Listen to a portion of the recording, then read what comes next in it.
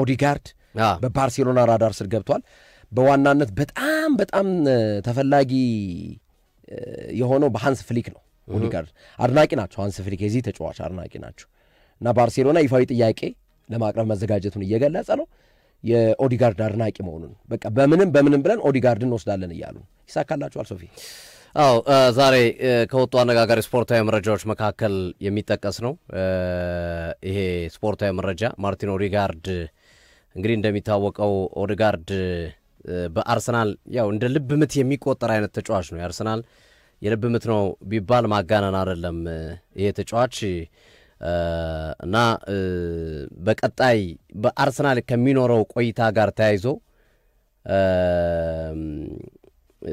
ብዙ ጥያቄዎች እየተነሱ ይገኛሉ የዚህ ተጫዋች የቆይታ ጉዳይ በሚመለከት አንዳንድ ሐሳቦች እየተነሱ ይገኛሉ ኦዲጋርድና ባርሴሎና ምን አገናኛቸው የዚህ ተጫዋች ጉዳይ በአርሰናል ቤት ውስጥ አይነኬ ከሚባሉ ተጫዋቾች መካከል አንዱ ነው ሳሊባ ጋብሪኤል ማጋሌሽ ሳካ ኦዲጋርድ አሁን ዴቪድ ራይስ እያልን እንጨምራለን እና አይነኬ ከሚባሉ ተጫዋቾች አንዱ ነው ምክንያቱም አንደኛ የቡድኑ አምበል ነው የቡድኑ አምበል መሆኑ ብቻ ሳይሆን ደግሞ የቡድኑ 5 የተጫዋቾች አመራር ውስጥም አንዱ ነው ረጅም ዓመትም ከቆዩ ተጫዋቾች መካከል የሚጠቀስ ነው እና ምን ሲሉ ባርሴሎናዎች ኦዲጋርድን አሰቡት የሚለው ግን ምክንያቱ ሃንሲ ፍሊክ ናቸው ግርቤ ሃንሲ ፍሊክ የባርሴሎና የ10 ቁጥር ሚና ተጫዋቾች እርሳቸው በሚፈልጉት ልክ ይሄድ አይደለም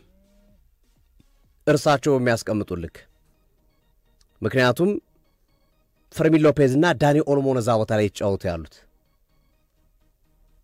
ኦልሞም ወደ መስመር ተጫዋች ሲጠጋ ነው የተሻለ የሚሆነው 10 ቁጥር ቦታ ላይ ኦልሞን ብዙም የተለመደ አይደለም በርግጥ ያው ይጠቀሙበታል ባርሳም ማርብሌብስቺም ይያለ ፈርሚን ሎፔዝም ተመሳሳይ ነውና በማርቲን ኦዲጋርድ ልክና ደረጃ ማስፈጸም አልቻሉም ተጫዋቾቼ ነው ስለዚህ የተሻለ ተጫዋች ፍለጋ የተሻለ ምኞት ነው ያንሲ ፍሊክ ከምኞት ግን ያለፈ አይደለም መመኘት መብታቸው ነው አንሲ ፍሊክ ተመኝቷል ግን በመመኘት ብቻ ያበቃ ሳይሆን ከመመኘትም ከፍ ያለ ነው በ2026 የባርሴሎና የዝውውር ዕቅድ ውስጥ በቅዳቸው ካካተቱት ተጫዋቾች መካከል ማርቲን ኦዲጋርድ ይገኛል አንዱ ሮበርት ሊቫንዶስኪ ስለሚለቅ ለሮበርት ሊቫንዶስኪ ምትክ ሃሪ ኬን ኤርሊንግ ብራውት ሃላንድ እና ቪክቶር ኦስሜን እነዚህን ተጫዋቾች ይዟል በተመሳሳይ 10 ቁጥር ቦታ ላይም ግን ዳኒ ኦልሞ እና ፈርሚን ሎፔዝ ያሳዩት ያለው እንቅስቃሴ ደካማ ከመሆኑ የተነሳ ኦዲጋርድን አስገብተውታል እቅራቸው ውስጥ ማለት ነው እቅራቸው ውስጥ ገብቷል አሁን ይሆናል አይሆንም የሚለው ጉዳይ ነው አንደኛ ይሄ ጉዳይ ከፋይናንስ አንፃር እናያለን አርሰናል እንደው ይሄን ተጫዋች ልሽጦ ቢል ከ180 ሚሊዮን ፓውንድ በታች አይሸጥም ባርሴሎና ይሄን ያህል ገንዘብ አለው ወይ ይሄን ያህል ገንዘብ መልቀቅ ይችላል ይሄን ያህል ገንዘብ ማዋጣት ይችላል ባርሴሎና ለኦዲጋርድ ዝውውር ማግኘት ይችላል አንዱ እሱ ነው አይችልም ምክንያቱም ባለፈው የክረምት የዝውውር መስኮት እንኳን ኒኮ ዊሊያምስን ለማዛወር ፈልጎ 58 ሚሊዮን ፓውንድ መክፈል አቅቷቸው ነው ዝውውር ሳይሳካ ይቀር አንዱ ይሄ ነው ሁለተኛው አርሰናል እሺ ብሎ ይለቃል ነው ጥያቄው አይመስለኝም ማርቲን ኦዲጋርድ ምናልባት አሁን ላይ ያሉት የጉዳት ጉዳቶች መድራረባምና በቁርጭምጭሚ ጉዳት ምክንያት ብዙ ወራቶችን አልተጫወቱም ዘንድሮም አጀማመሩ ጥሩ አልነበረም ጉዳቱ እስኪያስተናግድ ድረስ ከኒውካስል ጨዋታ ጀምሮ ግን በነበረባቸው ጨዋታዎች እስከ ተጎዳበት ጨዋታ ድረስ አዲሱን ኦዲጋርድን ተመልክተነው ነበር ምናቀውን የቀድሞውን ተጫዋች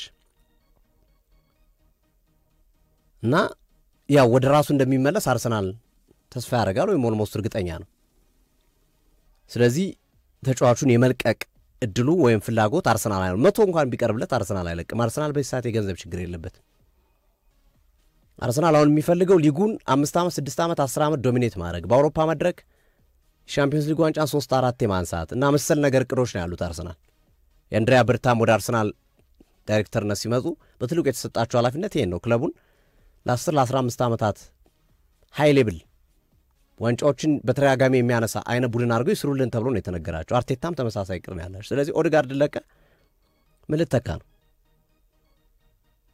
ከባድ ነው ይሄ መሆን እድሉ በጣም በጣም ጠባብ ይመስላል። ግን የብር ፓወር ከባድ ነው the power of money ግን ሪያል ማድሪድ እኮ ሳሊባን እኮ ለመውሰድ እኮ 100 ማቅረብ ዝግጁም ነበር። አርሰናል አልፈለገም። ቁልፍ ተጫዋች ነው ብሎ ነው ሳሊባን ደሞዝ ጨምሮ ያስፈረው። ሳሊባን ያቆየ ቡድን ኦዴጋርድ እንደው ምናልባት ኦዴጋርድ ለቃለው የሚል ሐሳብ ካለ ኦዴጋርድ ደግሞ ከ15 ዓመቱ ጀምሮ በሪያል ማድሪድ ያደገ ተጫዋች ነው። የሪያል ማድሪድ ፍቅር ያለበት ተጫዋች ነው። ኖርዌያዊ የከተማ ተቀናቃኙን ወይም የሀገሪቷን ትልቁን ደርቢ ተቀናቃኝን ክሮስ አድርጎ ለመሄድም አንዱ እንደ ኦብስታክል እንደ ችግር ሊታይ የሚችለው እሱ ይመስለኛል። እና ሃንሲ ፍሊክ ግን አንድ ሐሳብ አስቀምጠዋል። የገረመኝ ነገር ማለት ነው ይሄን ተጫዋች ሲፈልጉት አርቴታ ገና ሎክ አላረገውም ኦዴጋርድን በሚፈለገው ደረጃ አላመጣውም። አርቴታ ባርሴሎና ቢመጣ አሁን በአርሰናል ከምታዩት በላይ ተጫዋች አድርገዋለሁ ጉዳት ነው የሚል ቅር አላቸው። ጉዳት አመሰው እኮ ሶፊ አርቴታን እኮ ጉዳት ነው እየረበሸው ያለው እኮ ጉዳት አለ። ግን ጉዳትም ቢሆን እንግዲህ ሃንሲ ፍሊክ ነው የሚሉት ከዚህ በላይ መሆን ይችል ነበር ልጁ ከዚህ በላይ መታየት ይችል ነበር የሚል ሐሳባቸውን ያነሳሉ። ግን እኔ አሁን ያልተዋጠልኝ ምንድነው ሃንሲ ፍሊክ አርቴታ ላይ ለመንጣታቸው መጠቆም እንደፈለጉ አልገባኝም። የኦዴጋርድን ከዚህ በላይ መሆን አቅም አለው ምንም ጥያቄ የለም፣ ሁላችንም የምንስማማበት ነው። ያን አቅሙን እንዳይወጣ ያደረገው ደግሞ ጉዳት ነው እንጂ አርቴታ አምበል አደረገው ኦዴጋርድን እንደፈለገ 10 ቁጥር ሚና ቦታ ላይ እንዲጫወት እድሉን ሰጠው ይመስለኛል። ሃንሲ ፍሊክ አሁን የራሳቸውን ከዚህ በላይ የማድረግ አቅም አለኝ በሚል ተልካሻ ምክንያት ተጫዋቹን ለመውሰድ ከመፈለግ ጋር የተያያዘ ይመስለኛል እንጂ አርቴታማ ኦዴጋርድን እንደ ኦዴጋርድ እኮ አምበል ሁሉ አደረገው እኮ በቃ የቡድኑን የሚመራ የቡድኑ የሜዳ ላይ ቁንጮ አደረገው እኮ በዚህ እድሜው ገና በልጅነቱ እድሜው ማለት ነው። ብዙዎች ባልተለመደ ሁኔታ ነው። ብዙ ክለቦች የትኛውም ክለብ ኤክስፒሪየንስ ያለው ልምድ ያካበተ ነው አምበል ሲሆን የምንመለከተው። ኦዴጋርድ እኮ ገና በትንሽ እድሜው እኮ ነው የአምበልነት አርም ባንዱን እንዲቀበል። ይሄን ደግሞ ያደረገው አርቴታ ነው። ስለዚህ ሃንሲ ፍሊክ ከአርቴታ ይልቅ ኦዴጋርድን አሁን ያለውን አቅም አሟጦ ከፍተኛ አቅሙን ማውጣት የሚችልበት ሂደት ላይ እንዳይገኝ ያደረገው ጉዳት ነው። ተሻለው ሲባል ጉዳት ያጋጥመዋል። ጉዳት 1-2-3 ሳምንት ያቆየዋል፣ እንደገና ይመጣል እና እኔ ከሃንሲ ፍሊክ ሐሳብ በተወሰነ ተቃራኒ ነኝ ብዬ አስባለሁ። የሰጡት አስተያየት ልክ ነው ብዬ አላሰማ ሃንሲ ፍሊክ ሶፊ በጣም አሪፍ። እንግዲህ ይሄ በትልቁ እየተነሳ ያለ ጉዳይ ነው፣ ግን የሚሆን አይመስልም። እኔም እናንተው ነው ግርምያው መረጃ ይናቅም አይደነቅም የሚለው አንዱ ጉዳይ ስለሆነና ብዙ የመገናኛ ብዙሃኖች በተለይ ለባርሴሎና ቅርበት ያላቸው መረጃዎች ይህንን መረጃ እየጠቆሙ ነው። አይሞክርም ማለት ግን አይመስለኝ። ባርሴሎና ይሞክራል። የኦዴጋርድን ወኪል የኦዴጋርድን ፍላጎት ማወቅ ይፈልጋል።